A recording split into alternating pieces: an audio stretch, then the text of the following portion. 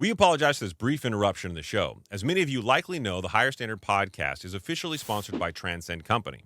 Transcend has been my longtime provider for both testosterone and peptide therapies, but they offer so much more. Whether you're interested in health, wellness, or longevity, it all begins with you getting your blood work done. A lab draw will help you get the numbers and establish your baseline. You can go to transcendcompany.com/THSP.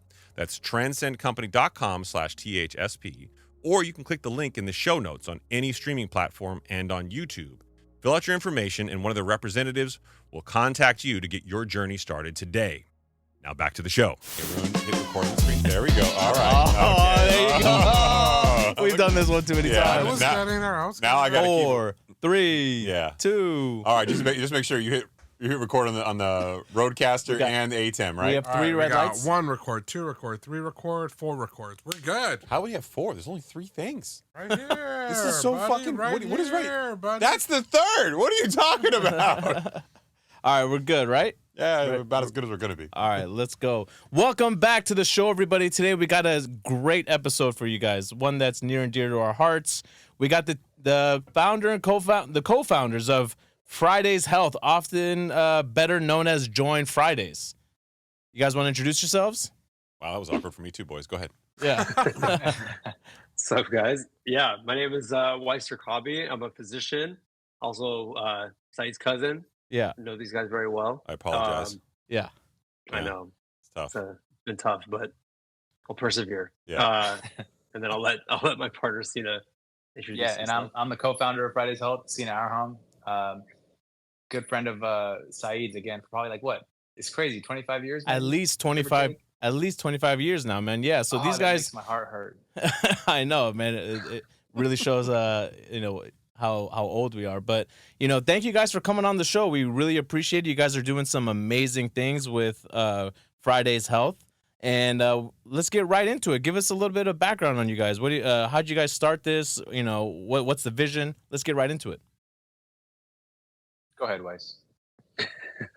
Yeah, so I basically finished residency and started doing. I formally trained in family medicine, and I treated a lot of patients throughout my residency, and even out post residency with all different types of chronic diseases. And I would just notice how obesity was always kind of always pushed to the back burner, and always also just been referred out to see an obesity specialist or a bariatric surgeon, and just kind of pushed to the side, and just didn't really see the same type of care that was provided for other chronic illnesses. So I just kind of saw this opportunity to really provide a holistic approach, just like we do for other chronic diseases. And so I spoke to Sina because he has a pretty strong background, not only as a dentist but also operating dentist out in Texas. And then we kind of just initially were planning to just be focused in California. But the more we kind of, started doing our research and seeing how big of an issue, obesity is throughout the United States, we really decided that we should really try to make this a nationwide service that we can really provide the access to care that a lot of patients need and that they don't have. And I think even with the pandemic, we saw a lot of patients that were normally seen in person doing more telehealth services. Mm-hmm. And it really highlighted that, not to say that, you don't need to go be seen in person for certain clinical visits, but a certain percentage of clinical visits can actually be done remotely. And I think obesity medicine can definitely be one of those fields where not all of it can be maybe justified through telehealth services, but a pretty good majority of it can be adequately managed remotely or through a telehealth platform. So I've got a lot of questions. I don't know. You both probably don't know this. I'm actually on Tirzepatide right now. Really? I know you're thinking, wow, well, really? Yeah, really. You don't look that fat, Chris. Yes, I am. So there's a long backstory to this. But basically, my wife, who is all of 120 pounds at her height, and very tiny and petite, started taking it, and I started seeing some dramatic weight loss from her. And I was like, okay, one of us is going to give, right? Mm-hmm. Because she lost way too much weight. She's like 108 pounds right now, and it was like almost overnight. But I was like, you know what? My mom's on it, and it's I think it's clinically called Mounjaro or whatever it is. You guys probably know the language better than I do. But my mom was on it too, and I thought, okay, you know what? I want my wife to stop taking it, and she did. It's in the house. I'm like, you know what? I'm gonna try this once and just see what it feels like. Mm. Have you guys ever taken it yourselves? I mean, I would imagine you probably haven't, given No. it is a fascinating so I'm now, this is like week 2. Like, I just wanted to see what it's like, right? You have no appetite, but you don't feel hungry. Like, you're not like getting super, like, it's interesting. But so I can see how people would lose a lot of muscle mass, and it might impact like your base metabolic rate. But so let's say someone wants to do this. Like, what does your ideal client look like, and how do they approach you? So our approach is very clinical based. So our patient demographic are patients who have a diagnosis of obesity, which is um, either diagnosed with a BMI greater than 30 or a diagnosis of overweight with a weight-related like health conditions such as high blood pressure, high cholesterol, type 2 diabetes, obstructive sleep apnea, or they've either had, and that's being classified as overweight is with or for our criteria is a BMI greater than 27. Mm. And then those who have a BMI less than 27, we will still consider them if they've had a previous diagnosis of the aforementioned ones that I just mentioned, up to or as low as a BMI of 22. But we're really treating this as a metabolic disease, and so we're trying to improve patients who have these chronic diseases, and so we follow a pretty strict criteria. Because I know there is a lot of demand for patients who don't fall into this category, who are still seeking the medication, but that's not our patient population. Got it. Do you think there's still a stigma to it? I think so many people have like, especially with the GLP-1s and everything else, I think there's a huge stigma to the idea of getting chemical help. For a huge subset of America, their mindset is, okay, I have to diet, I have to work out, and that's the only way, and anything else is cheating, if that makes sense. Totally. Oh yeah, definitely. I mean, it's funny, and I definitely want to have Sina share his recent story that he had when he went to go see his dermatologist with the medical assistant of the nurse in the room. But there is a lot of stigma, not only around obesity care, but just patients with obesity as a whole. So, I mean, if you, again, like clinically, we treat and diagnose obesity as a chronic illness, just as we do with high blood pressure and diabetes. But people who are on type 2 diabetes meds or high blood pressure medications don't receive the same stigma that individuals who have obesity are, who are on these GLP-1 medications. They, like, for some reason, society always sees that as cheating or taking a shortcut. Or I'll add to that. Like, I have high cholesterol. Okay, so this is genetic for me. I live, by all medical considerations, I have adopted all of the appropriate lifestyle modifications, right? I work out, I eat an appropriate diet, nutritious, and I still have my LDLs and my total cholesterol like through the roof, right? So I take medication. Morbid curiosity, what number is that? Like, how high is it? What's through the roof? I'm like a high 200s. Oh wow. Okay.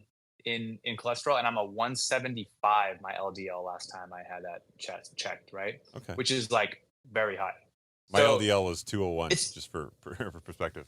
Yeah. That's high. I mean, and I have LP little a, so I have like a genetic genetic molecule that would like lead to more of these like atherosclerotic lesions. And so basically when I have this, I go get a blood test, and the doctor goes, this is what we see. Here's the prescription. Have a nice day. See you in a year, right?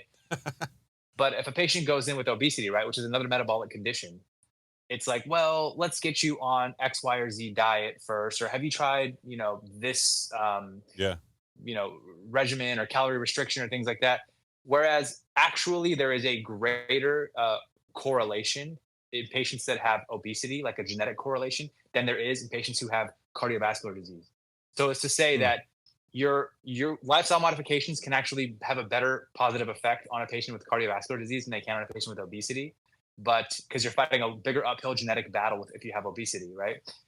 but they are treated oppositely in our medical system, right? One is like, yeah, here's your meds, have a nice day. And the other one's like, well, what are you going to cheat? You know?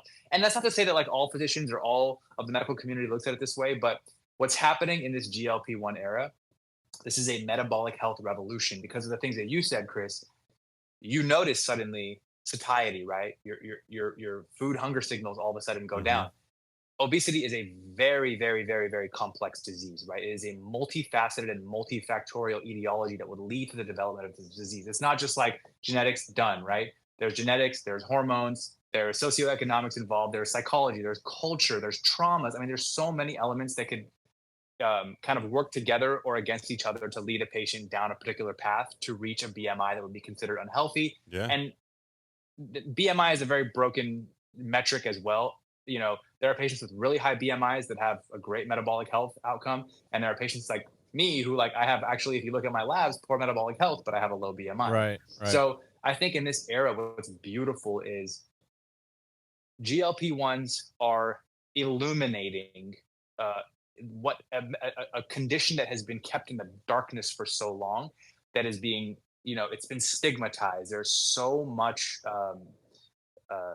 preconceived thoughts or biases, right, about this disease. And so, yes, it's like eat less and move more, eat less and move more, right? I mean, the amount of times that we put up content trying to support our patients in better understanding their health conditions and solutions, that I see somebody leave something to the likeness of like, why don't you try putting the fork down? Here's your new prescription. Right. Yeah. That's Just exactly what I wanted to touch pure on. stigma and hatred. And we feel now like ultra responsible. Like GLP-1s, what they are, they're a catalyst for a metabolic health revolution that's happening. If you don't see it that way, there's either a stigma that you're really closely tied to or you're not paying attention. So it's an exciting time, I think. Like this is going to be, I think 5 to 10 years from now, we're going to look back at these years as an absolute pivoting point in health, but in metabolic health specifically. It's an absolute revolution. So let's talk. So you guys started the company how long ago? The company was started about 13, 14 months ago, maybe. Okay. And we began to develop it as a California medical corporation. Right? We were just going to be seeing patients in the state of California. Dr. Weiss is going to handle a lot of that. But what became of Fridays was once we began to gather information, the due diligence process to figure out what we were going to become, right? We realized our chief medical advisor, like one of our senior clinical advisor, her name is Dr. Holly Lofton. She is the director of the weight medicine clinic at NYU Langone's School of Medicine. I mean, she is an absolute maven, and she's been a member of the STEP trials, the trials for Novo Nordisk that was looking into Semaglutide, which is like Wegovy and Ozempic. These are early clinical trials for these medications. So she is our chief clinical advisor. And as we began to discuss with her, she's in Manhattan, we're in California, right? And what became clear was where we live on the coasts, there's not an access to care issue, right? Generally speaking, I mean, I'm sure you guys know, you could probably go somewhere within 5 miles of where you live and get access to a GLP-1 medication like that. It's the middle of the country. The places in the country where obesity is greater than 40, in some places greater than 50% of the population is suffering with this disease, where even if you found out that these solutions existed, you couldn't access the medications because there isn't a provider. There's less than 1% of American physicians are obesity medicine trained. So we went from this California corporation 14 months ago, our plan. We quickly learned through Dr. Lofton that we need to solve access to care. That's a much bigger problem in parts of the country that we don't live and we don't work. How do we solve that? Telemedicine, right? Wow, yeah. How can we bring the provider to the person who has the problem but can't find the solution, right? Yeah, let me tell you guys, my mom, you probably don't know this. My mom lives in Oklahoma. I was born there. There are cancer centers everywhere in Oklahoma. There's cardiovascular centers everywhere in Oklahoma. But there is obesity rampant. I mean, I don't mean to knock like the culture, subcultures, obviously people who are in the health and fitness, but I can fully attest to the fact that not only is it there, but they think this is a Hollywood medication that's too expensive for them. And they don't even think that they can actually have some kind of access to this. But I've seen it firsthand. They don't look at obesity as a disease. My mom just had a stomach surgery, just went on Semaglutide, actually no, Mounjaro actually, and lost 150 pounds in the last, I think about a year. That's a lot of weight in a year. Hey, that's great. It's fantastic, but Yeah. it took a doctor like you guys, and we had to work to find somebody who would actually talk to her about it, that actually understood it. Because to your point, in the Midwest, it was not only stigmatized, but they want to treat all the other outlying medical conditions, which frankly have a better economic return to the doctors in those cases. Mm-hmm.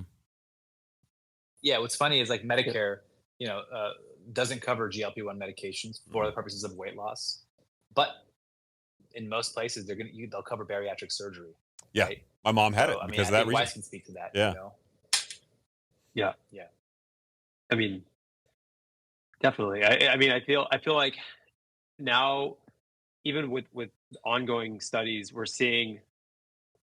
I think this other exciting piece I think Sina kind of touched on too with GLP-1s, that we're seeing the other metabolic improvements that patients are getting with these GLP-1 medications, like improved cardiovascular health, improved kidney health, fewer incidents of obstructive sleep apnea.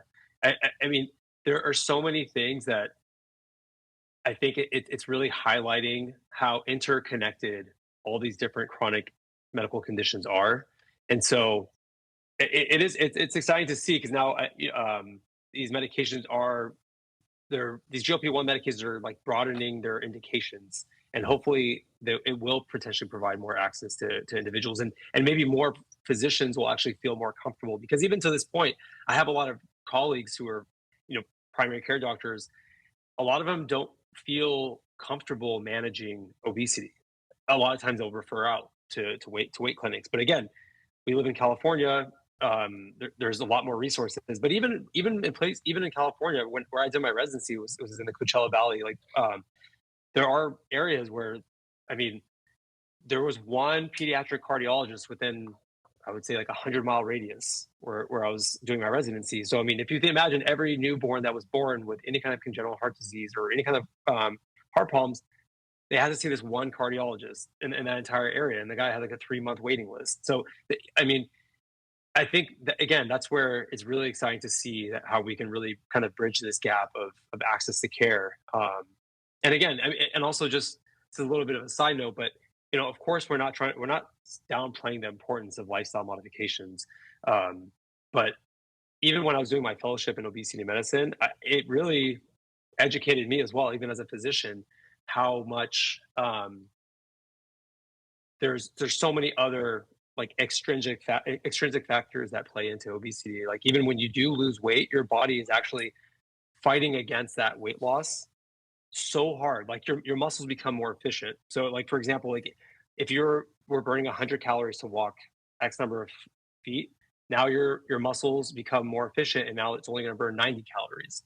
So there are adaptive changes that occur within our own body when you try to lose weight. So again, it's, I feel like we've all kind of maybe tried to maybe oversimplify this at some point in our lives. And then I feel like now that we're really understanding the science behind it, it's exciting, not only for the access to care, but also just, I think it's creating more conversations about our approach to obesity as a whole. I have so many questions about the biology, but I also don't want to overlook the business. So Absolutely. you guys had this conversation. You guys thought, okay, the Midwest is where the focal point really for growth is.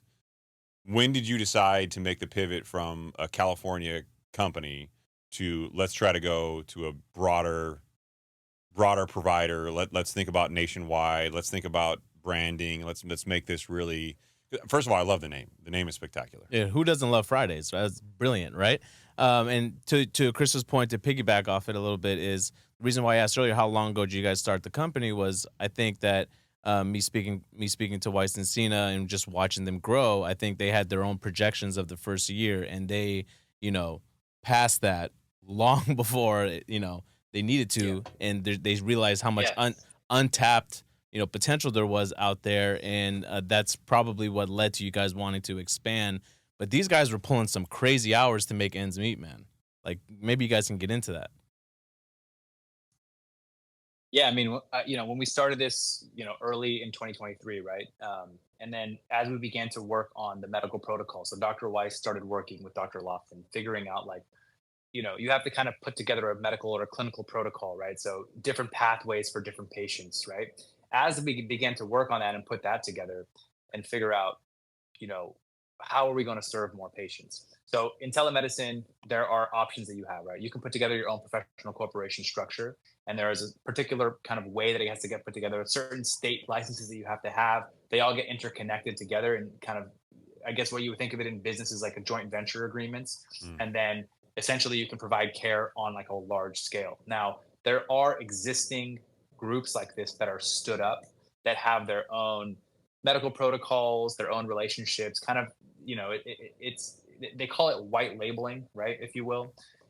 So we found a group that we were interviewing multiple groups, like, hey, this is our medical protocol. These are the people that are behind it, and this is the problem that we want to try to solve. We wanted to find people that had some experience in the space, right? Because chronic weight management is nuanced, and you can't just find a group that's doing, like, let's say, urgent care on a nationwide level and then bring a nuanced and very detailed medical protocol to them and expect that they're going to be able to just like knock it out, right? So we found a group that we felt had good experience. We were comfortable discussing. We sat down to multiple meetings with their medical directors and their nursing directors and try to understand how they manage decision making, and if we thought that a clinical decision was not necessarily appropriate, who we could go to with the recourse. And so once we found that group, we signed that contract July 15th of 2023.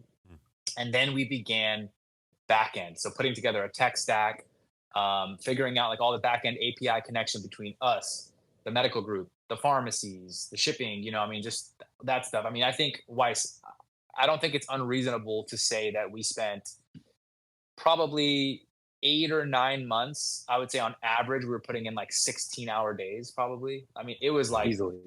nonstop. It was, and it wasn't, I've been a dentist and I've owned multiple dental practices. I've never felt the feeling that you'd hear the quote, if you do something you love, you never work a day in your life. Mhm. We were grinding like nonstop. And I would literally wake up like after like a 18-hour day, and I would pop up at 6:30 a.m. and be like texting like, yo, let's go. Like it was like no question, because the vision was so crystal clear at that point. We saw who we were going to become, basically. It may be like, I would say August or September of last year. So about 2 months into like deciding to work with this group. And it was just like push forward. And so we saw our first patient sometime in like, this is actually funny. We saw our first patient like maybe mid-October. And our first 10 or 20 patients, it was, hell, like the worst. I'm sure they had the worst experience, like we had built and built and built and built and built. And it was like, we're ready to, everything's set up to see patients now. The marketing is done. Like the website is done. We have, all of our marketing channels. We have the back end. We ran some tests through to make sure that like the, patient could be seen. We needed proof of concept, but like running proof of concept in like a limited, right, like your own like controlled group of patients versus like opening it up to like outside patients to come in. That's when you really find out. And it's funny. I remember telling Weiss, I was like, I feel like we've been running this marathon for months and months and months and months and months. And only now do I realize, we've just been tying our shoelaces. It hasn't even started yet. Oh, wow. I love that. I love that, though. It was hell. So tell me, how do you get? We didn't. They didn't even. So for our listeners out there that aspire to do this someday, or to start a company, maybe get into that a little bit. I know it's not easy. How do you get comfortable with the idea of starting something and opening it to the public, and maybe everything isn't ready. Maybe all your T's aren't crossed and your I's aren't dotted, and just getting comfortable. We're going to have to figure things out as we go. Maybe get into that. Get comfortable being uncomfortable. That's it. I mean, it's so cliche, but even now, I mean, I think we would be considered, 8 months into our business as being ultra successful. Even now, it is very uncomfortable every day, and I think you just get, once you have enough repetitions being uncomfortable, like you have to make decisions. I think in healthcare specifically, but I really think this reigns true in all business. If you do things right, the money will come. If you chase the money, you won't always do the right things. So we knew our vision, like a lot of our competitors in this space are marketing companies or investment firms. We are healthcare providers that are owning and operating this business. So we have a very clear vision for what patient care should look like. And it should not just be like, you know, getting as many patients as you can. Like we are very comfortable with the idea that we're not going to serve all patients. We're going to serve the patients that are the right patients for us, that we speak to what they want, and that we're able to serve them appropriately, you know? So I would say that get really, really, if you can get really comfortable with making decisions that you know are the appropriate, like they feel ethically and morally like the right decision, and live with the consequences of those decisions. Right? This is actually something that I've. I think. Sorry, this is actually something I've gotten. I just had a conversation with my son about. Is he just got done playing basketball and he kept making the same mistakes and he kept losing the ball. And I told him, hey, Adam, I pulled him aside afterwards and I said, listen, man, if you can start to begin to learn to do the things that are uncomfortable and get comfortable with doing things that are uncomfortable, you will be way ahead of everyone, not just in basketball, but in life, in your education, and looking for a job someday, your career, right? This is something you need to tackle. So I don't think it's too cliche. I think this is like the perfect message for anyone that's trying to start out. Honestly, like it's, sorry, I was just going to say like, and like, I remember even like very early on when me and Sina would be in these meetings with the back end clinical group that he was mentioning. And this is why, again, I feel like, you know, I love working with Sina because he's really good at like, even in a moment of like, again, there's a lot of uncertainty. There's a lot of stuff we're learning for the first time. It almost felt like we're starting like a tech startup. Like there's so many technical things from like that we're both clinicians, right? We don't know anything about like, oh, what's API, and you know, like we're gonna do this kind of integration with this software, and like, but every time, like, you know, I feel like we would be in these meetings. Sina would always be very good at like, you know, I don't know, I guess fake it till you make it. Like he was good at navigating these conversations, even though there was some uncertainty. But it was, at the end, I would like hit him up, like, "Yo, do you understand? You know what they were talking?" It's like, "No, but we'll figure it out, and I love that. We'll get through it." Like, I love that. That's like the defining description of my career. Just sit in your room and be quiet. Worst comes to worst, they're gonna be like, "Shit, he knows more than we do." Yeah, exactly. Well, you know, because people have asked me like, how do you know how to do this? How do you know how to get this type of business going? And my response is, I didn't, and I still don't. But in this era, you can find out anything. It's all on the internet. Like you really can educate yourself on anything you want. And in this particular situation, where I think Weiss and I have a leg up, you're not going to beat our passion. Like we're so passionate to support this patient population that good luck, you know, like you might be better than me or better funded than us, but you're not going to work harder than us. You're not going to outwork us because that's what we know we're going to have to do. Right. It's kind of like, I don't know. I think Weiss and I both, we have a chip on our shoulder a little bit. And like, I use it to fuel me for sure. You know, I enjoy it. I enjoy having it. So, yeah, I think what Weiss said, I don't know if it's fake it till you make it as much as it is like, and also like, it's funny. Weiss and I are really good yin and yang. I mean, you guys probably know this, at least Saied does. Like historically, like when Weiss and I meet people, Weiss is always better liked because he's just like so salt of the earth and just like a sweet person, you know? And like I'm a little more confrontational, you know? So you're me. All right. Yeah. Yeah, Let's get that out of the way. So you're seeing that I'm Weiss. Yeah. well, it's funny because like, I mean, there are so many times we're in meetings and like something happens and I'm like livid. And then like Sina literally like speaks my mind and I just get like this huge relief, you know, because I'm like, and then afterwards, after the meeting, he's like, I know you were pissed, but you weren't going to say it. You weren't going to say anything, were you? I'm like, nope. I think he's like, you know, I have a friend, Reza, who has been one of my good friends for many, many years. And he always says, he was like, you don't know if you don't ask, you know? And so he's just like, anytime you're ever thinking anything or you're wondering something, if you're in this situation, like regret is the worst thing. It's like, oh, I wish I would have asked or said that thing in the meeting. Like you just got to put it out there in the world. And like, it was a lesson that he taught me when we were in college. But he was always, I mean, he was the type of friend that like we'd be at a restaurant, we'd be like trying to eat like kebab somewhere or something, and he's just like nervously looking over the counter, you know. And then I turn my head and I look back and he's behind the counter, like asking them, like, so like when you guys like, you know, he just gets back there, gets his hands dirty, you know. And so he's like a really good like mentor for me through the years. So just like when you want something and you're curious about something, just get your hands dirty. And most of the time, if you are willing to do the work, you can actually sift through a lot of the like the red tape that it may take to get to where you're trying to go. It's just that like, you know, sitting there and wondering or like trying to set things up perfectly, that ain't it, right? You just kind of got to move forward. What was the biggest obstacle you guys faced? That was the thick guy in the background who should. Yeah, sorry, I forget that he's there sometimes too. He probably should be on Ozempic. But that's a whole different conversation. Jeez.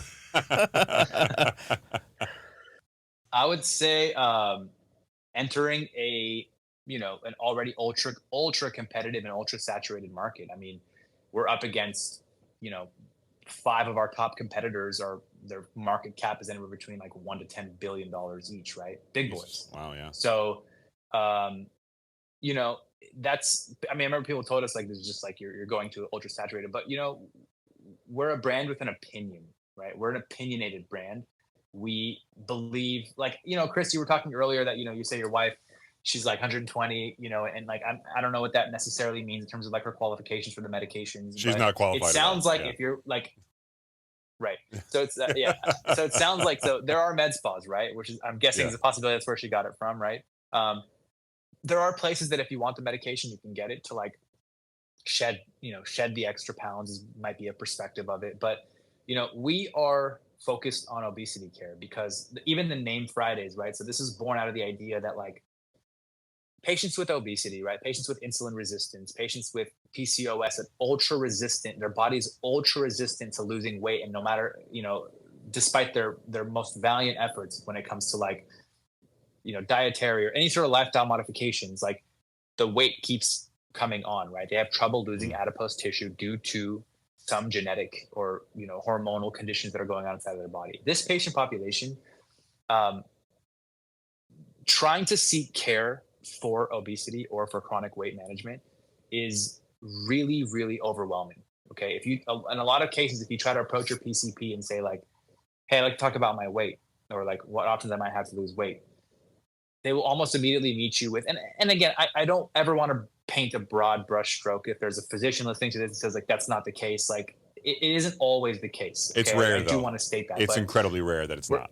We're connected with thousands of patients now that are patients, but have become my friends. And like truly, we have a Discord channel with like a lot of the affiliates and advocates that work with us. Like these have become my good friends, and like, to understand their journeys and to understand how frequently they've wanted to breach this topic with their physician and have been made to feel like eat less and move more, right? Or they go in for a sore throat, an acute condition, and their doctor's like, let's talk about your weight, right? It's very overwhelming, right? So the idea that we think that obesity care has often had Monday energy, if you will, right? It's like you avoid it. It's like when it's getting close, it feels like you get anxiety. You maybe try to like skip it if you can, and you get the gaslighting and just like all that energy around Mondays, that nervous and overwhelming and like unkind energy of a Monday.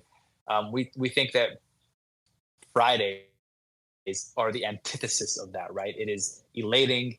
It is something you look forward to. It's something you almost like sprint to because it represents the relief, right? And so we thought, what if we can take obesity care from a Monday and make it into a Friday? I love that. To make it the thing that not only do you not avoid, but like you think about, you love, it brings joy. So, this idea behind it is like what I believe is the opinion of our brand. We are obesity care advocates. We believe that we need to advocate as practitioners, as a company, as we'll stand behind you. And even last month, for example, we sold merch and 100% of the proceeds or the profits of our merch went to the Obesity Action Coalition, which is a group that's working on some initiatives to try to get better coverage for these medications for Medicare beneficiaries. And, we really are that voice. So to answer, the question, the biggest challenge has been going up against really, really big conglomerates that essentially are like unlimited funding to compete with us. And I think our solution to that has been to know who we are and to remain who we are through all the adversarial, combats that happen in business and in competition and in marketing and things like that. Right. So you guys talk about, so you guys said that earlier that you guys are tackling the disease of obesity, right? So let's dive into this a little bit, so maybe there's a better understanding of what this type of care is, because I, for one, don't know if I would recommend somebody like how they can foreshadow what's going to happen with this type of care. Is this something that you'd be taking for life? Because Dr. Weiss mentioned previously that the body adapts very rapidly, right? So you said walking, you burn 100 calories, the next maybe over the course of several weeks that now will turn into 90 calories, right? Same thing happens, I believe, with the calories you consume. So if you're taking this medicine and you're now your body becomes accustomed to eating less calories, what happens afterwards if you get off this and say your diet starts to change and you're now eating more than what you were before because now you have I guess more of a desire to eat? Why are you looking at me, bro? So, yeah, I mean, I think the general answer is it really depends for the individual. A good percentage of people can and do regain not only the weight that they lost, but it can actually gain even more than they had. That's not to say that some individuals can lose the weight and keep the weight off if they stop the medication. Mm-hmm. But again, just like how, let's say you have high blood pressure, right? And then you get on a blood pressure medication, your blood pressure gets controlled. If you stop taking your blood pressure medication, your blood pressure is going to go back up. So that's why it's really trying to shift the general public's understanding of obesity and not looking at it as just a physical thing, but an actual, chronic metabolic condition, just like type 2 diabetes and high blood pressure. So that, again, and that's not, again, same thing goes with like high blood pressure, right? Not every single person with high blood pressure maybe if they do incorporate some lifestyle modifications, maybe they can bring down their blood pressure a little bit, right? But for the vast majority of people, they would probably have to be on that medication lifelong. So that's kind of like, the general answer for people if they're thinking about if this medication would be applicable to them. Right, because I think the stigma behind it that a lot of people think that is, let me just take this so I can cut the weight, and once I get off the weight, then I'll jump off. But what they don't realize is, it may not be permanent. Well, yeah. The ICD-10 code, the medical diagnosis code for obesity, right? A BMI greater than 30 would be like the qualifying BMI, right? Just because you have a BMI greater than 30 does not mean you necessarily have the chronic medical condition of obesity, right? But chronic medical conditions will often require chronic medical intervention, right? So if you have obesity, then that is a result of, the chronic condition, right? Whether that's genetic or hormonal or some other element that's playing into that.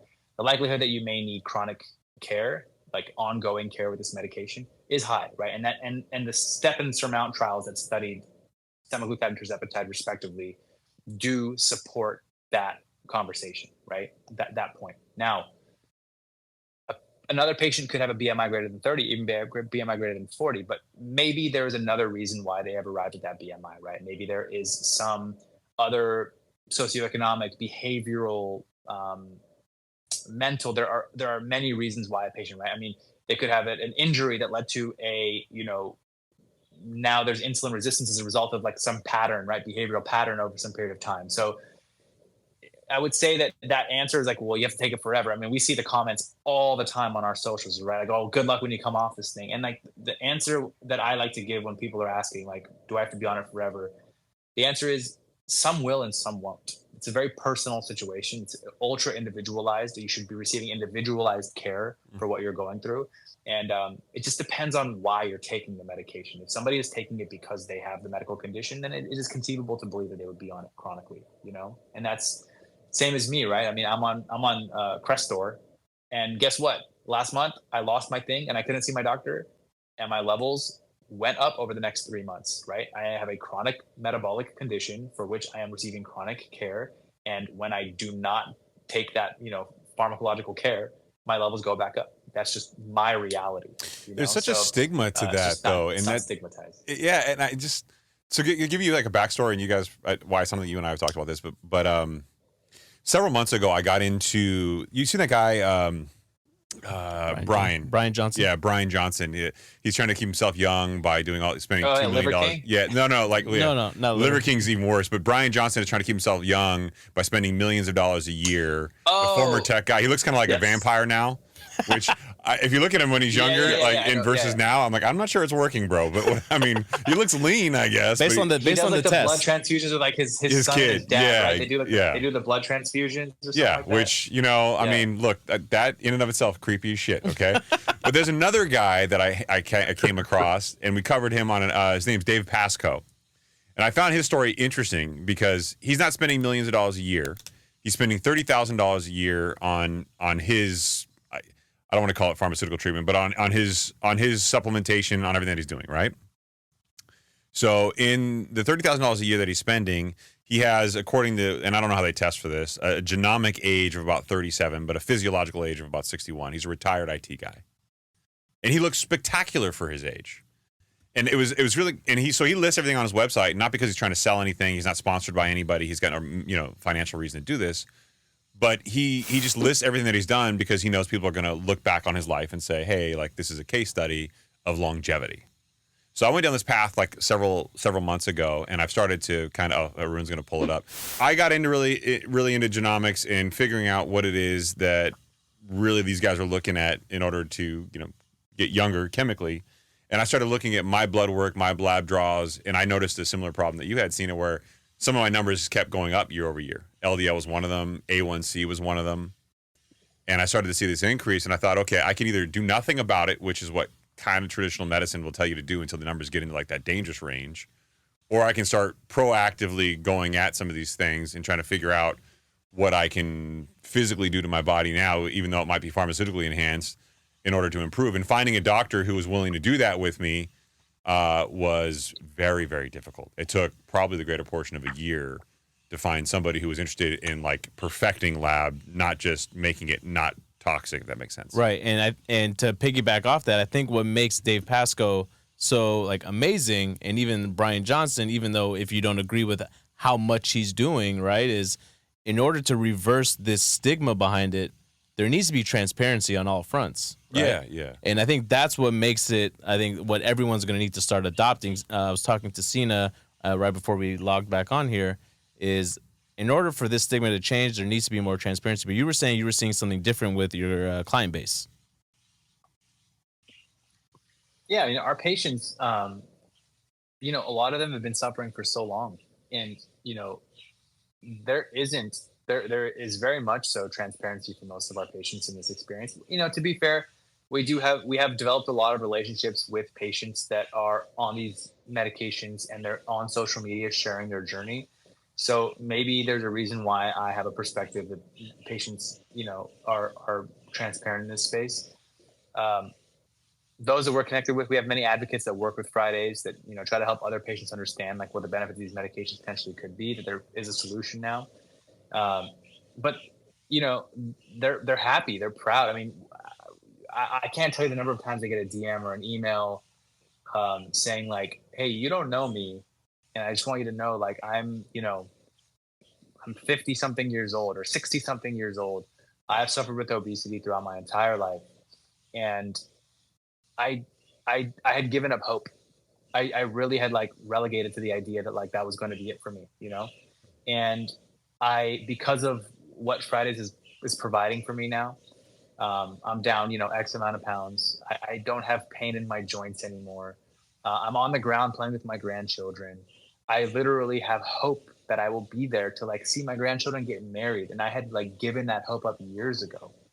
And so, I think that there's a lot of actually pride in the patients that we tend to support. They're so elated. They're so relieved. They're so happy that there is transparency. And I think the stigma is very, like a lot of things societally for us, it's very media based. There's a huge media bias.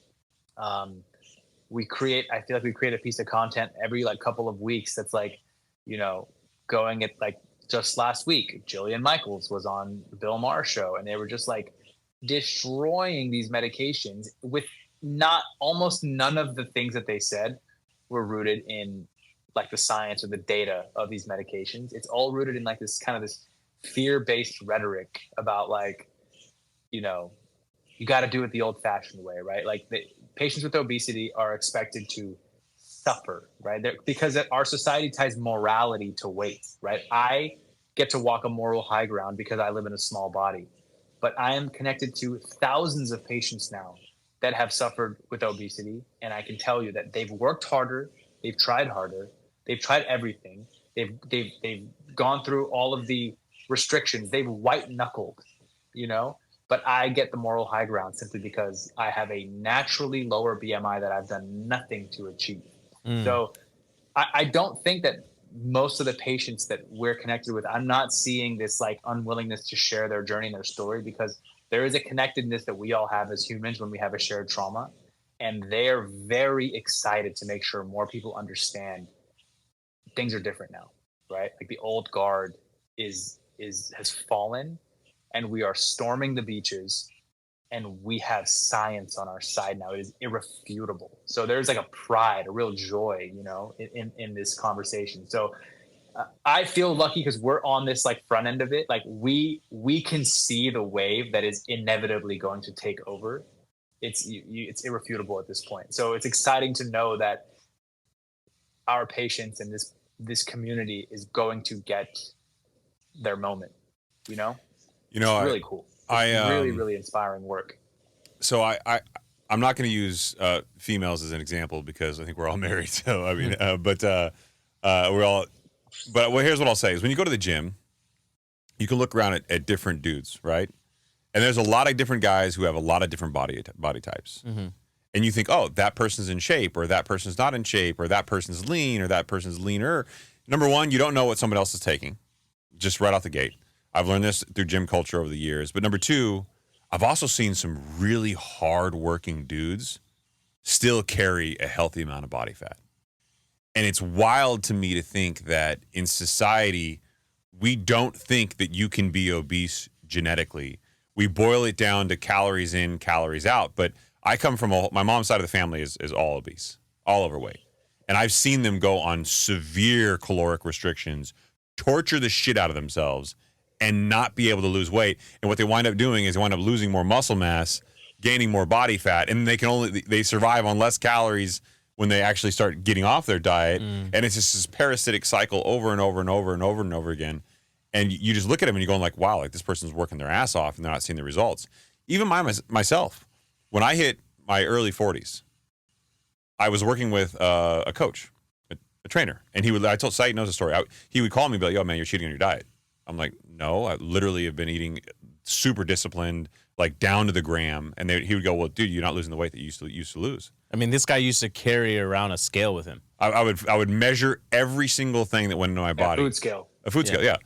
Every single thing that went into my body. And he literally was accusing me of cheating. I got so pissed off that I'm like, dude, like I'm not cheating. My body is just physiologically not responding.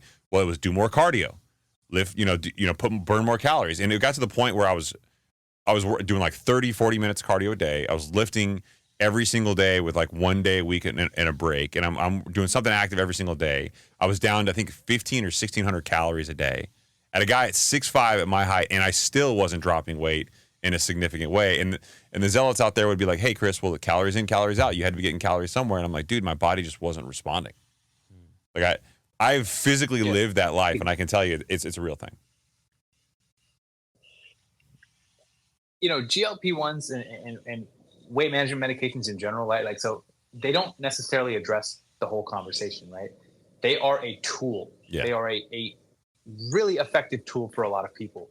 But Fridays, we offer what we believe to be the full gambit of support that a patient could need, right? So we have support in movement. So we have, fitness classes. We have movement classes to help you understand compound physical movement so you can know how to move your body in an appropriate way. Then we have like fitness classes with a coach that's doing like some high intensity stuff, a lot of resistance training, things like that, right? We have mental health coaching.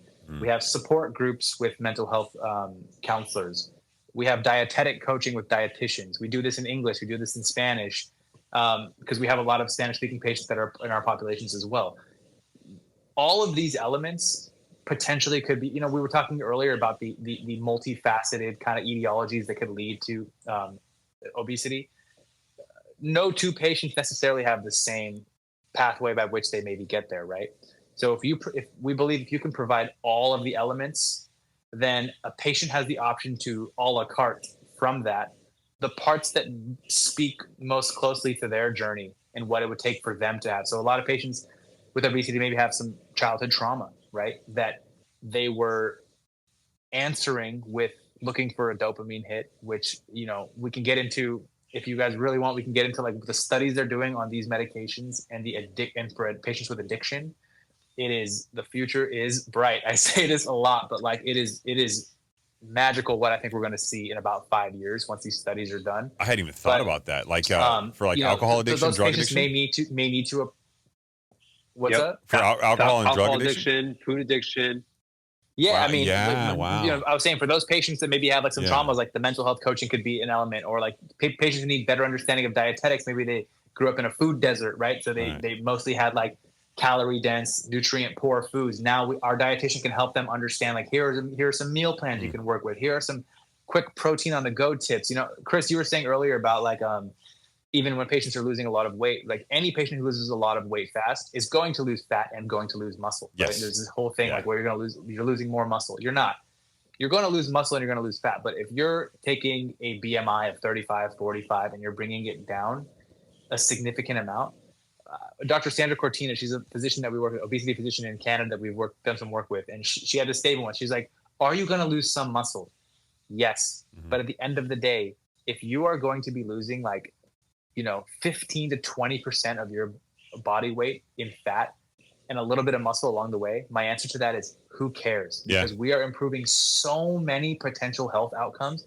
And so that's why we believe in eating a protein forward diet. Our dietitian teaches protein forward diet, fiber forward diet. And then our coaches teach resistance training. Like if you use a muscle, you tell the body, do not take from here, right? So our coaches teach compound physical movements because we want to teach our patients to incorporate all of their muscle systems so that the brain is constantly understanding that these muscles are in use, take fat, not muscle, and that is, it helps in so many ways, right? That increases your basal metabolic rate, which will increase potentially your fat loss over time. Like it's very sound science, it's just, you finally get the chance to address all of the elements for a patient. Your trainer was telling you, well, you're cheating or you're not doing this. And, what happened was you were being given a one size fits all solution, but that's not the case when it comes to, a human body, right? It's so complex. It is. And I can tell you,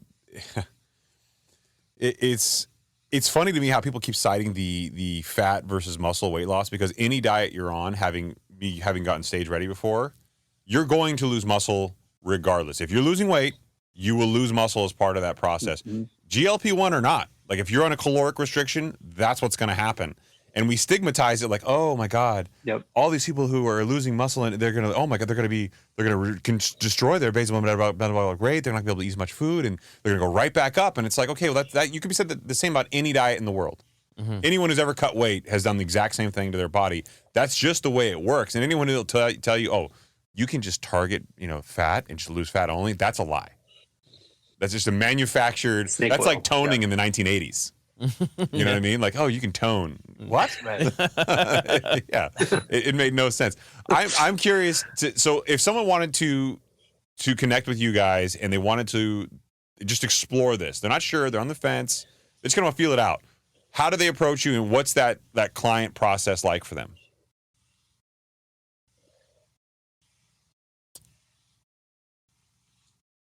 You got this, Weiss? Yeah. So we actually, they can first visit our website, joinfridays.com, to get some information. And then we also have someone that will provide free informational consultation sessions.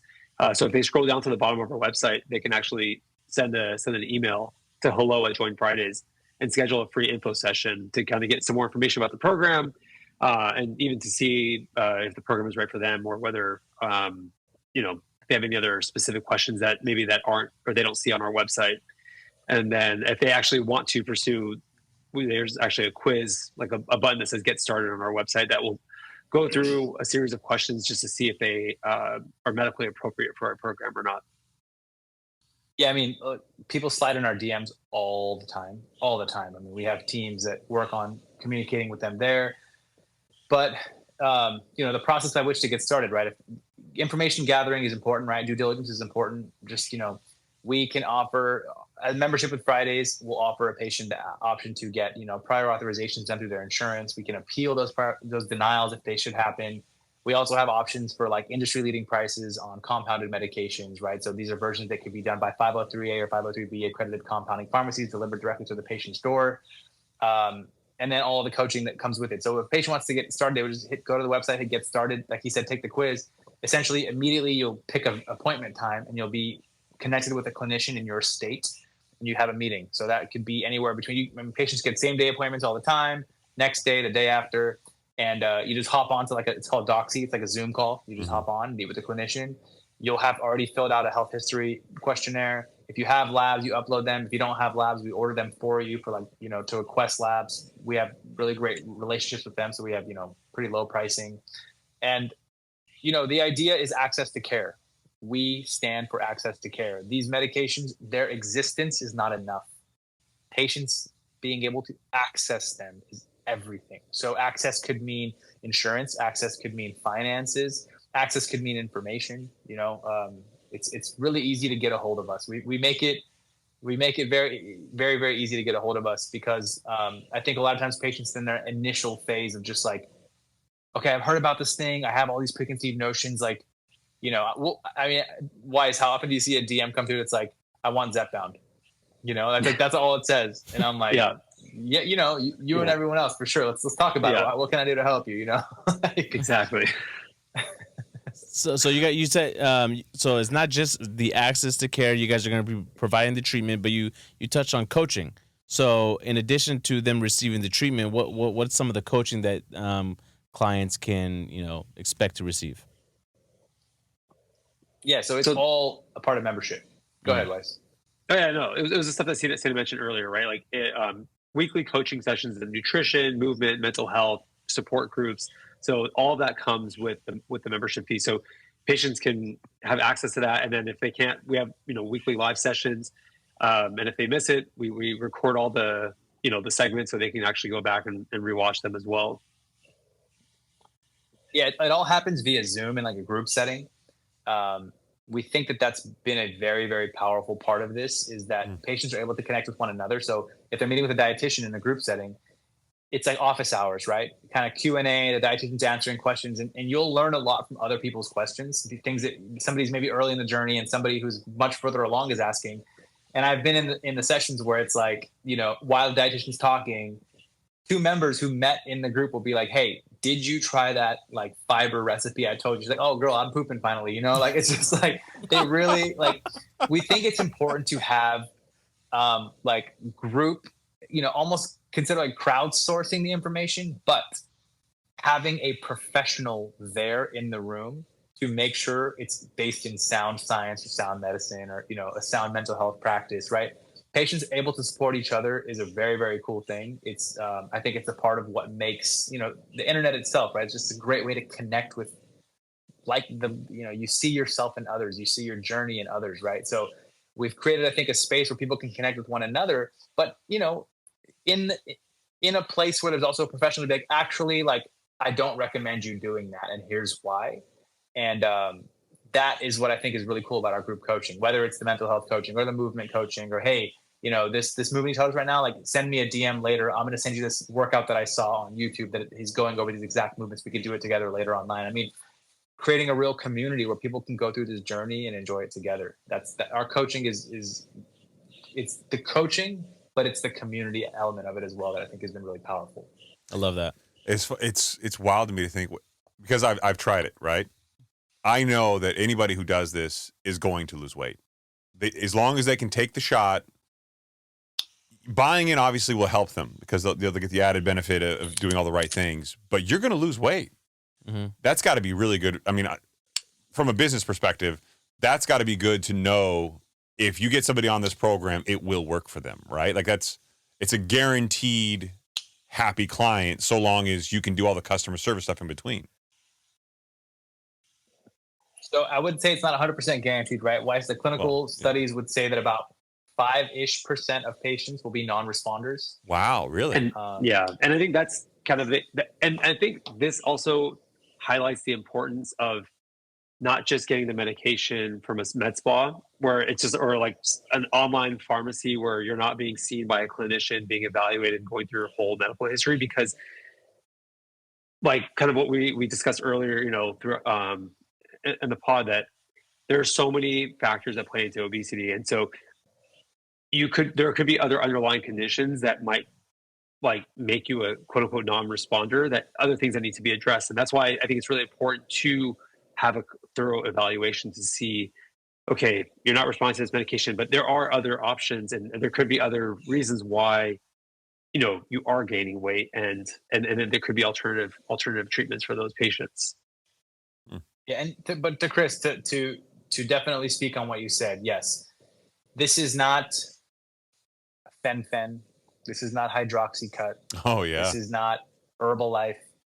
This is sound science. I mean, and there are many other peptides. I mean, this is like kind of a peptide revolution. These like short chain amino acid, you know, they're very easy to produce. They can have very like targeted actions in the body. You know, it's like it's almost as though like we've been performing surgery with a machete and we finally get a scalpel now. You know, it's an amazing thing. Yes, from a business perspective, to have a solution that people have been wanting for so long, and to have the overwhelming majority of patients generally be able to respond to them, to tolerate the side effects, because they're generally, you know, they're usually going to be mild and very manageable, and to have the overwhelming majority of patients, you know, we know from the clinical trials, but now we know from our own clinical like data from our own patients, are just like, wow, you know, it's working. Yeah, that's magic, right? I mean, and there's still a lot of, it's interesting. There's, from a marketing perspective, there's still a lot of the old kind of weight loss solutions or, you know, proposed solutions that are baked into some marketing laws. Like Meta doesn't allow some certain words about, like, you can't say things like, I lost this much weight in this amount of time, right? Because they don't want you like being a snake oil salesman. You know? But sensationalism. With these medications, it's actually based in like the clinical data actually supports, like when you say lose 15 to 20% of your body weight, it's because the STEP trials, so Semaglutide, showed on average over 52 weeks, 15% body weight loss. And for Tirzepatide, which is Mounjaro Zepbound, it showed 21% weight loss, right? So it's based in sound science, but a lot of like the marketing rules are kind of like, if you could think of it like fen era rules almost, or like, you know, you selling like some meal supplement or some, you know, some herbal pill that's going to be like the solution. So, you know, we're still in this ultra transitional place, and it's beautiful to watch it unfold in real time, to be there like at the, you know, at the forefront of it, to watch it unfold. It's really cool from like just from a business perspective, to know what's going to be coming, and to see that there's still so much, like, you know, I would say greater than 70%, I think, of Americans have some level of insulin resistance, which would mean that like there's probably about that same percentage of Americans at some point maybe qualifying to get a medication like this to support them. Wow. It's magical to know that like you can see what's coming, you know, we can see what's on the horizon, but the majority of the conversation is still stuck in the stigma, the old guard, you know? Well, I've been an early adopter to peptides. I've been a big fan, and probably to my detriment that I've experimented on my own body. But I truly do believe. I've seen you do. I saw a piece of content about you. Yeah, right? yeah. You know, because I'm famous. No, but I do a lot. Yeah. Look, and it's because like the whole. I truly believe that we've stigmatized it. We've obviously approached on mass scale weight loss first from what I would call a very publicly known peptide, but we're not calling semaglutide a peptide publicly. They're calling it Ozempic, right? I think if we destigmatize it by referring to it as what it is, and then we start talking about longevity and healthcare and optimization, it changes this from I'm addressing obesity to I'm addressing long-term life, quality of life. It almost like flips the paradigm a little bit. So again, I've gone down the rabbit hole and stuff that I've taken. I mean, everything from BPC 157 to MOTS-C to I'm trying SS31 currently. I mean, I've gone the full gambit of testing things on my body, which in my youth, I would have bastardized somebody for doing that. But again, that was the fen-phen era. That was everything else. And now as I've gotten older and I've done more research into peptides, I feel a whole hell of a lot more comfortable with the risk that I'm taking from a longevity standpoint. And I think that ultimately you're going to see, I think the early adopters will be Hollywood and high net worth individuals who have very good doctors who've studied the science and spent some time on it. And then everybody else in the mainstream will pick it up eventually. But that's what, 10, 20 years from now in some cases before the stigma's gone. Meanwhile, if you can do something like reduce someone's weight, you can change the way they look, obviously the way they feel, I think you just get much quicker adoption over time. Right. Yeah, I think that the piece of it that you didn't touch on that probably we shouldn't is that like that has to do with pharma. Right? Oh yeah. These are these are patented, right? Mm-hmm. And these ones, right? These are patented. And I think they're going to be coming to a place where they're going to be kind of getting in court to fight, to protect these patents, probably over the next year, 2 years or so, to figure out if these are actually patentable, right? There's actually some really, really cool conversations going on right now around it. But I think that is a part of the conversation on like a high level about why we're talking about things in a particular way and not in a different way, longevity is everything, right? Preventative care should be the standard of care, right? But insurance companies will cover, like, these medications, Semaglutide, right? They have two versions, Ozempic and Wegovy. Ozempic is for diabetics. Wegovy is for patients looking for obesity management. Tirzepatide, they have two names, Mounjaro and Zepbound. Mounjaro is for diabetics and Zepbound is for patients with obesity, right? Many insurances cover Ozempic and Mounjaro, which is for diabetics, but they don't cover Wegovy or Zepbound, which are patients with obesity. And in a lot of ways, you could consider obesity early stage diabetes because of the percentage of patients with obesity that will eventually go on to develop diabetes.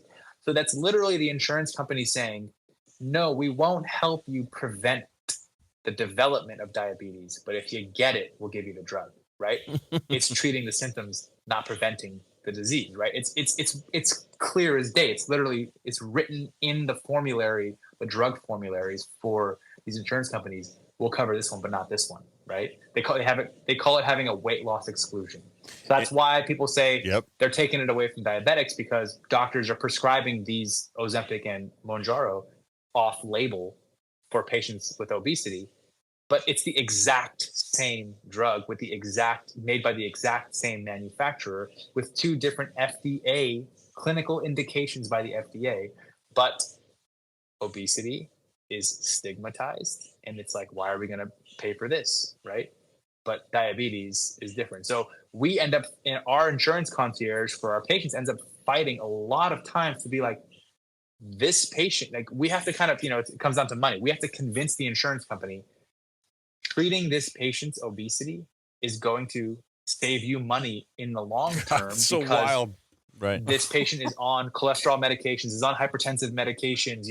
We're going to be able to come off of all these other medications, improve all cause mortality, all health outcomes, potentially with one prescription. But the fight continues, right? We're just in that like period of just like too much stigma still, What a hustle. I know. Big pharma, brother. Right. I know. This like smells and has like a resemblance. I don't want that smoke. Yeah, I don't want. Yeah, exactly. None of us want that smoke, but I do. I'm in one big lawsuit. Fuck it. Bring them all on. It has that resemblance, or it's like akin to the fact that like you hear that cannabis has always been a Schedule 1 drug and cocaine is a Schedule 3 drug, and how many people are able to put away into the system with that, and it's like, come on. But then now it's viewed as an essential business and was open during the entire COVID pandemic, and you're like, wait a minute, what's going on here? And I still can't get you to take peptides. I've tried, bro. Like I said, so I'm of the approach. I'm of the approach where, like, look, there's a lot of things that I still need to correct before I can even begin going down this path. I need to get better sleep first. You know, I need to make sure that I'm on a proper routine, and then once I'm on that, Fermarelin, that's a peptide that can help you with sleep. Yeah, there you go. But it's not even that. It's me regulating myself and getting to bed on time and getting enough sleep. I have no problem sleeping. So you're adding to the stigma that society places here. Yeah. Go ahead. Gotta put down that Monster Energy drink down before. Yeah, exactly. Bro, he's got 3. Look at this. That's not all me. That's all him. He's all him. But us getting into the studio at this time of night. Sleep. Yeah. But yeah, I mean, I feel like once I get this under control for a greater portion of like 6 months to a year, then we'll start dabbling in. Yeah, I don't have that problem. Yeah. I have no morals. No All peptides. morals. Those have been replaced by peptides a long time ago. I actually have to get on a flight tomorrow, and I'm trying to think how I'm gonna bring like all the needles. I'm like, how do I do this without looking like a drug addict? I swear it's not heroin, officer. I mean, are you prescribed? Of course I'm prescribed. You want to get some black market shit? Oh, you're good then. You know, Weiss gives it to me on the down low. Yeah.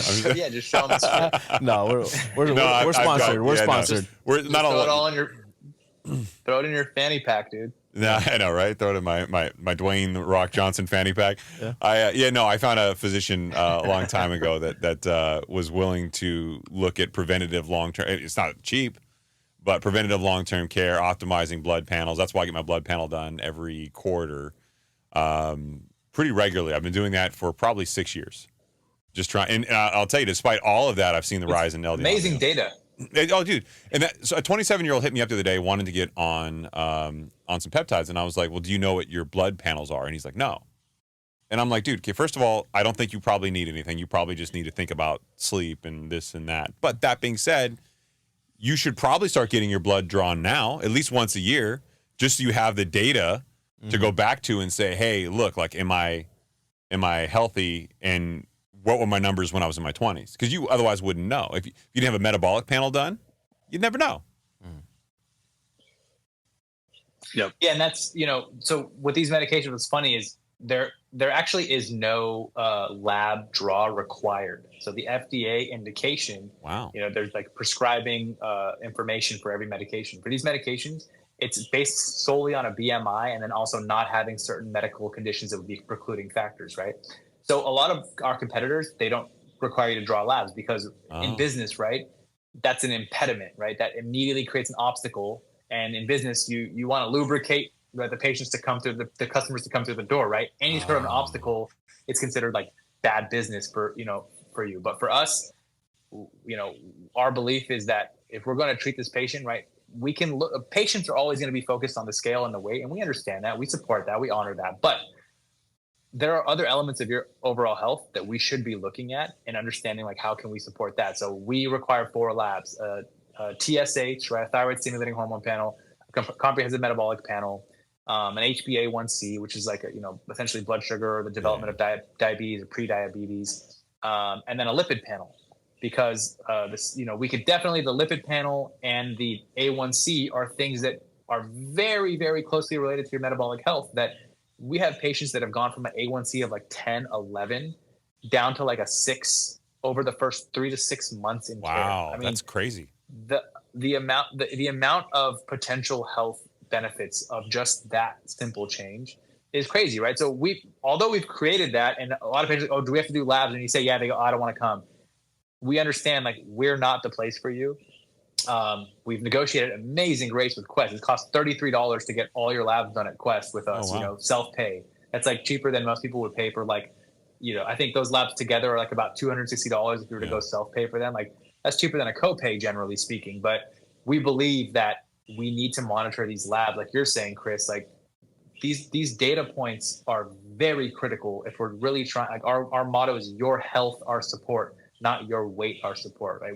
We believe if you treat the health, the weight will follow. So, like, we're attacking that. We're going after the labs and understanding, like, what the patient's overall health outcomes are going to look like. Wow, I'm still stunned that BMI is, a long story short, or a short story long, depending on how you look at it. I have a primary care physician who I stopped seeing. She was a wonderful doctor, right? She was very classically trained, family physician, whatever.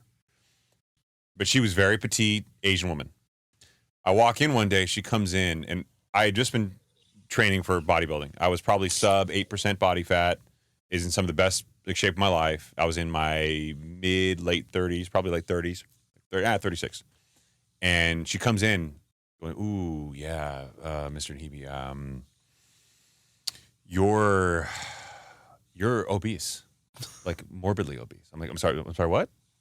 And the height panel cuts off at like 6'4" or something like that, right? And she was just going straight off BMI, but it wasn't built for like somebody who was carrying around the muscle mass and was lean as I was.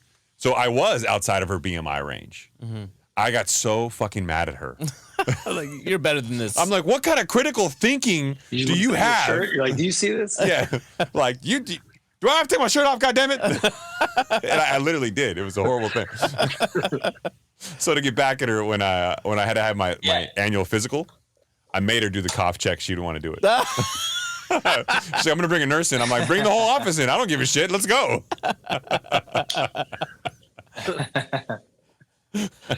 Yeah, BMI is a extremely, broken metric, unfortunately. Yeah. It's what we're given, as the guidance for these, but it's broken, right? It doesn't take into account body composition at all.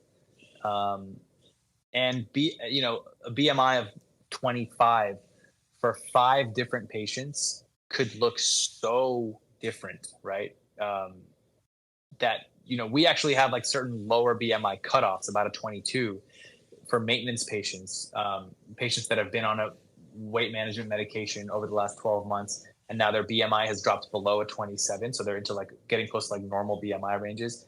We cut off actually at 22. It's kind of conservative, but the idea is that like at a 22 and below, we think it's important for that patient to get like in-person care, because there are certain like qualitative assessments of a patient's health that you can't make in a virtual setting. And unfortunately, what Chris just illuminated is that like even in an in-person setting, if you're with a practitioner who is either untrained or unwilling to care, it's still broken there, right? It's such a broken metric that it's so archaic, and it's it allows for a lot of discriminatory practices. We just need to do better in healthcare. So let's maybe wrap up. I even made a video on like. Oh, go ahead. No, go ahead, Weiss. No. I was just saying, like, I even made a video on like, really trying to take away the emphasis on like, even just look at your BMI, but even like, because of course a lot of our patients they always want to check their scale. Like it becomes like an obsessive thing where like every single day they have to like see the number on the scale go down, and if they don't, they get discouraged. And it's like, look, like just because you don't see any changes on the scale doesn't necessarily mean you're not making progress. I mean, if you're also gaining muscle, your weight actually may stay the same or if not go up. So that's why measuring your waist circumference is actually a much better indication if you're making any kind of changes or any progress, as opposed to like checking your weight or checking your BMI. But actually, if you're listening to this and you're on a weight loss journey of some sort, download this scale called Happy Scale. It's an app. It's Scale. Really cool. It kind of allows you to take away these like any journey that you're on in life or in weight health.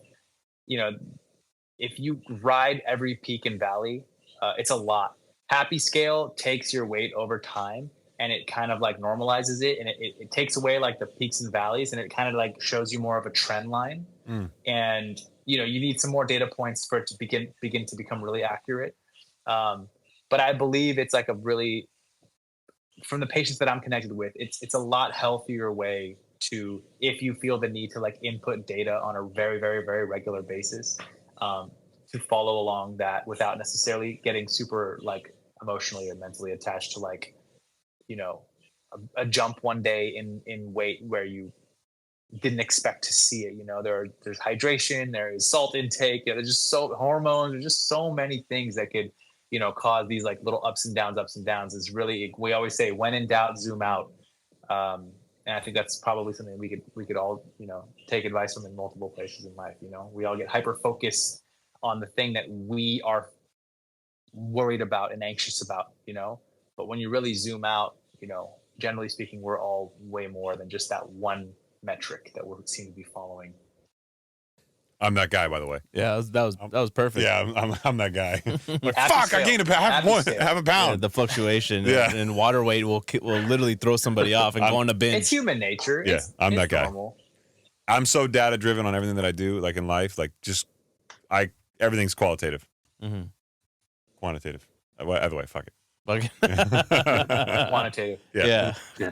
And that Weiss was saying, like, we really urge our patients to like really take a qualitative assessment overall, because we call them NSVs, non-scale victories.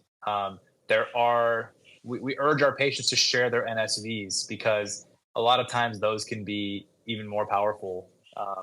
And I think that as the patients go through it for long enough, they begin to become desensitized to that focusing on that scale, and then looking for these other like qualitative improvements in their day-to-day life. Like, these are amazing anti-inflammatory properties these medications have, just like being able to go on a walk, coming up and down the stairs, get up and down off the ground, like things like that are just like, you may not have even realized were so limiting your quality of life until you actually start to experience that, So let's maybe wrap up with this. What do you guys think it's going to take for the medical industry as a whole to, start accepting this change and providing this like access to care and releasing some of the stigma like built behind it?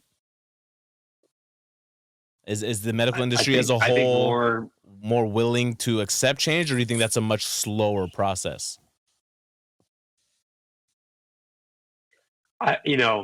It's tough. I think it's so insurance dependent, and I think insurance companies historically are slow to adapt.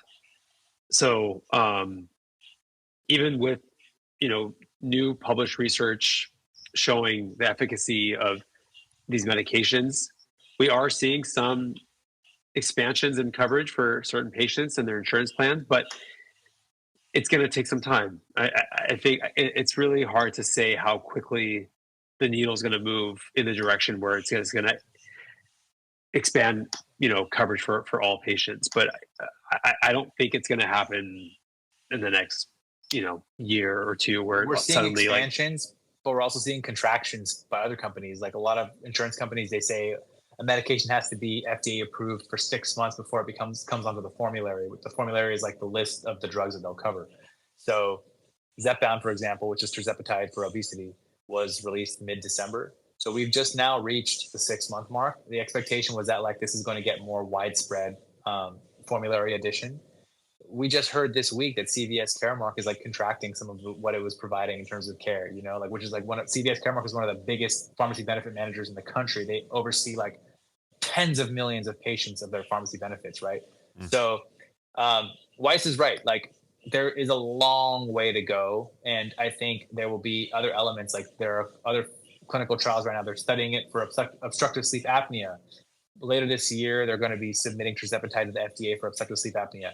NASH, which is non-alcoholic steatohepatitis, which is like fatty liver disease, showing promising results there. They're studying it in mental health. They're studying it in addiction.